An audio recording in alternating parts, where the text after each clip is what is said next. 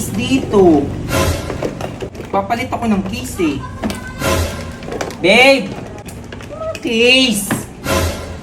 Saan yung mga case? Hay! Oh no. Ano to dito? Bakit? Tinapon ko na to eh. Oh no. Oh? Ano to? Mga nasa basurahan na to nung nakaraan pa. Oh no. Babe! Oh, bakit?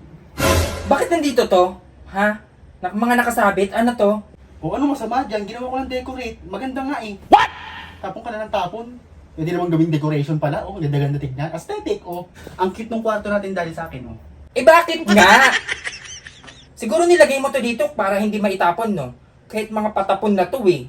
Kahit di ko naman maitapon yan, eh hindi naman nakaka-istorbo, hindi naman nakaka-skip dahil may space naman, may tama naman ng lalagyan. Nakaayos naman eh, naka-decorate nga eh. Ayun yung sa taas, tiga mo, mga nakaayos. Tiga mo, tiga mo!